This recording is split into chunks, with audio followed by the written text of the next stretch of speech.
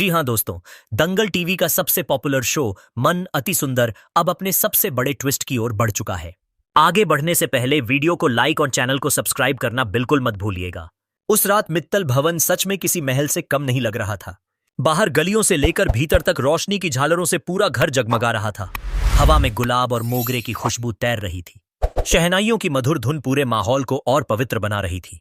हर कोई बेसब्री से इंतजार कर रहा था कि कब दूल्हा दुल्हन मंडप में आए और 7 फेरे लेकर जिंदगी भर के लिए एक हो जाएं।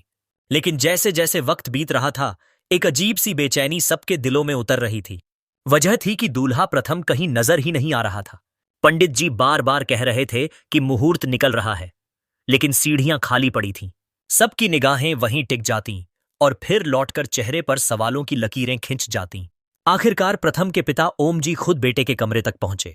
दरवाजा खुला और सामने का नजारा देखकर उनके पैरों तले जमीन खिसक गई।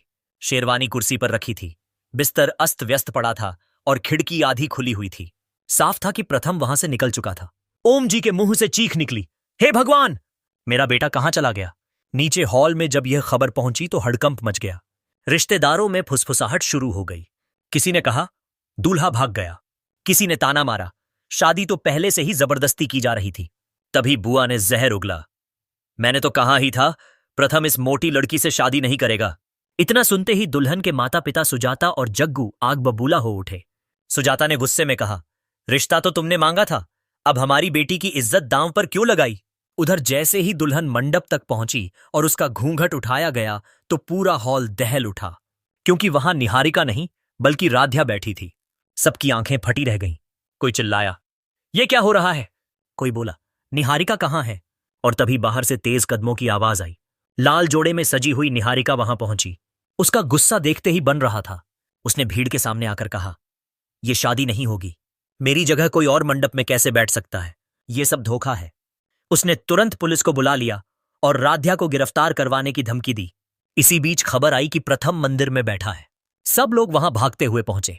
प्रथम के हाथ में एक बैग था और आंखों में गहरा दर्द। ओम जी ने बेटे का हाथ पकड़कर कहा, अगर तू शादी नहीं करना चाहता तो मत कर, लेकिन आज के बाद तू और मैं बाप बेटे का रिश्ता खत्म। प्रथम कांप उठा। उसने रोते हुए पिता का हाथ थाम लिया और बोला, पापा, अगर आपकी खुशी इसी में है कि मैं राध्या से शादी करूं तो मैं करूंगा। और फिर वहीं मंदिर में मजबूरी और दबाव में प्रथम और राध्या ने एक दूसरे को वरमाला पहनाई और फेरे लिए। शादी तो हो गई, लेकिन यह रिश्ता मोहब्बत का नहीं बल्कि जबरदस्ती का बंधन बन गया। अब सवाल यही है दोस्तों, क्या यह जबरदस्ती की शादी कभी सच्चे रिश्ते में बदल पाएगी? क्या प्रथम राध्या को कभी दिल से अपनाएगा? और निहारिका अब क्या तूफान खड़ा करेगी? ऐसे ही मजेदार अपडेट्स के लिए जुड़े रहिए हमारे साथ। वीडियो को लाइक करिए और चैनल को सब्सक्राइब करना बिल्कुल मत भूलिए।